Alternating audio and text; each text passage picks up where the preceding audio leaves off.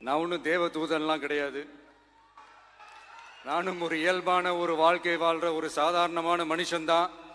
நான் முன்னாடியே சொன்ன மாதிரி அது செய்வேன் இது செய்வேன்னு பொய்யான வாக்குறுதிகள்லாம் கொடுத்தவங்கள நான் ஏமாத்த மாட்டேன். எது சாத்தியமோ அது மட்டும்தான் நான் செய்வேன். இம்மிடியட்டா உங்க மனசுல ஒரு கேள்வி ஒண்ணு வரலாம், அப்ப சாத்தியம் இல்லாததை செய்ய மாட்டாங்களா, செய்ய முடியாதா அப்படின்ற ஒரு கேள்வி ஒண்ணு வரலாம். இத்தனை கோடி மக்கள் என் கூட இருக்கும் போது எது வந்தாலும் பாத்துக்கலாம், என்ன வந்தாலும் பாத்துக்கலாம் அப்படின்ற அந்த கான்பிடன்ஸ் என் மனசுல இருக்கு. இன்னொரு விஷயமும் நான் இங்க சொல்லணும். இன்னைக்கு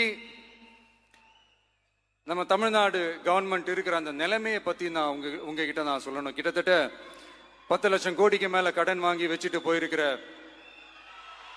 இன்னைக்கு அந்த தமிழ்நாடு அரசு இருக்கிறப்போ, கஜானாவை சுத்தமா தொடச்சி வலிச்சு வச்சுட்டு போயிருக்கிறப்போ, தூக்க முடியாத சுமையை ஏத்தி வச்சுட்டு போயிருக்கிறப்போ,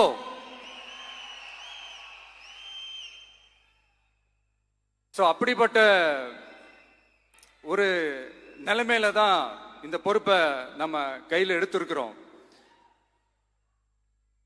உடனே நீங்க நினைக்கலாம், என்னடா இவர் ஏதோ பொறி வச்சு பேசுறாரா அப்படின்ட்டு. அப்படிலாம் எதுவுமே கிடையாது. உள்ள போய் பார்த்தா தான் தெரியும் எது எந்த நிலைமையில இருக்குன்னு, என்ன இருக்கு என்ன இல்லை, எது எந்த நிலைமையில இருக்கு எது எந்த நிலைமையில இல்லை. அதையெல்லாம் பார்த்துட்டு உங்களுக்கு ஒரு வெள்ளை அறிக்கையா அதை வெளியிடணும்னு நான் நினைக்கிறேன்.